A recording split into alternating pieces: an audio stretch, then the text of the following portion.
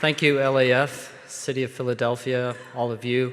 I want to dedicate this declaration to the youngest generation of city dwellers who have little to no access to open space, because parks are great and we all need them. All right. At the turn of the century, we are a society focused on the reconnection with ourselves, our ethnicity, the environment, and each other. In a traditional sense, our minds need to be free through the freedom of the body, and a park is a place that can allow this to happen. A place to unwind, reflect on things that matter most to you, a place of recreation to push the limits of the human body, a place to understand nature and the spectrum of flora and fauna it supports. As landscape architects, parks are at the core of what we do, yet the ubiquitous early 20th century Arcadian city park of green open lawns and axial cross paths have given way to 21st century, highly designed, $20 million an acre, intensely programmed, public-private urban destinations, and we're just starting. Landscape architects are charged with making sure that open space is successful. Landscape has to pay. But by what measure, and how do we do that? Fred Kent from Project for Public Spaces, I don't know if he's here or not, but Fred argues that you need 10 things to do. And we're all doing this. We're all creating diagrams like this to convey to city agencies that there are things to do, that it's not just about design. But what is the future? What does the 22nd century park need? Will it need 20, 30 things to do? Will there be so much to do in these parks that we can't really reflect on why we're there? Rapid advancements in technology, residential building, will all continue to develop our understanding of the world by providing us with knowledge unimaginable just a decade ago. Big data related to climate change and superstorms, Uber-based autonomous electric vehicles. So as our cities continue to densify, expect stricter regulations on our natural resources in order to balance the needs and wants of our communities. The park of the future is challenging to imagine, especially in a context like this. The next generation of landscape architects will need to consider the evolving city into the design of the city park, generating interesting and unique outcomes. Park design in the 21st century, today, I believe, lies at the nexus of ecology, financing, technology, and program.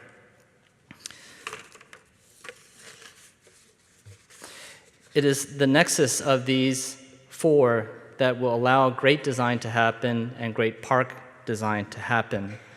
As we move further into the future, the 22nd century, mobility, as we've heard today, becomes an even more compelling reason to address how we address parks, social systems, and density. I'm impressed by the kind of activities that are happening around the world.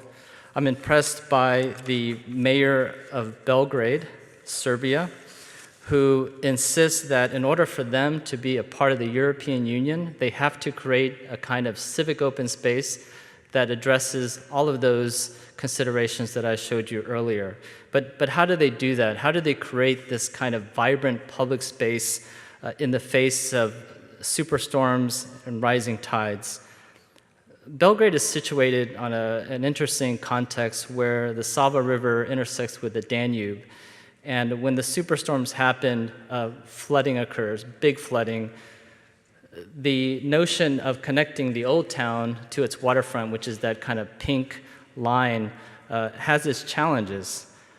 Because every year the Sava River is flooding, and in order for them to really fulfill the goals of what they think their city can be, they need to address this. And so it's really about collaboration. We've heard it today, and I think the future is going to be a kind of hyper-collaboration where the landscape architect needs to understand these serious conditions, and that in Belgrade, for example, it's 8 meters of potential storm surge, with a promenade at the top. People are happy, people are doing things.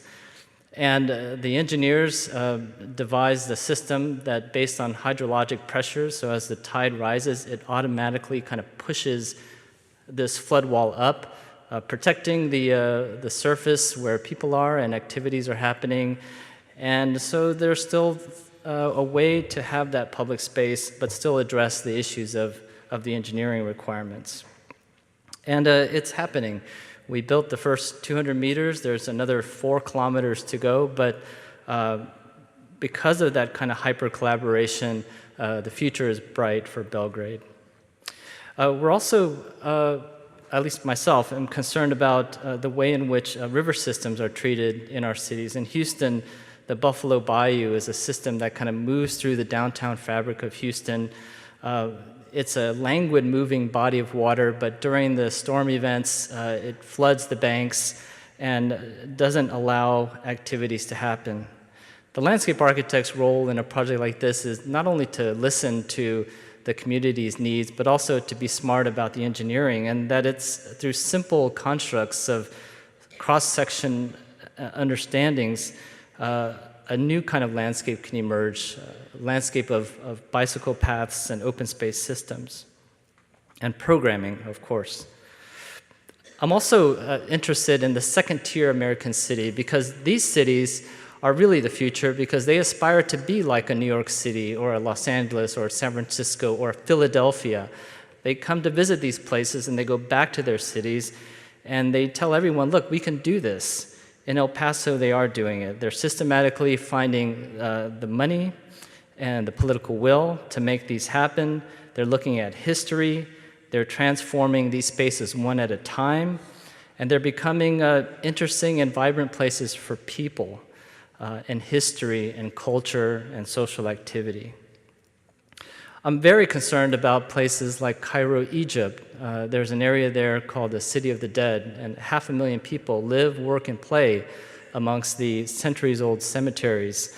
It's an incredibly dense context, and you ask yourself, well, what does the landscape architect have to do with such a pressing issue?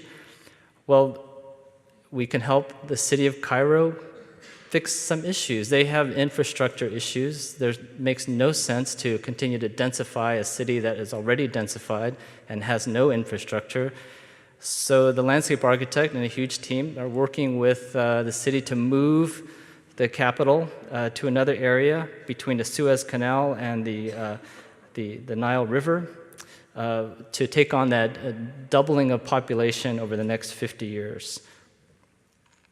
Finally, I just want to kind of go off script now, because I usually don't read the scripts, but I'm really inspired by the next generation. I get to interact with a lot of young people, and in California we have these huge droughts, and so we sponsored this kind of ideas competition, and this young woman out of our Houston office challenged everyone. They said, well, you Californians, you guys like wine, right? But yet you have this huge drought, but wine takes water. So you have to make a decision. Do you want the wine? Then you need to do something drastic. If you don't want the wine, then you need to start drinking grape juice or maybe some other thing.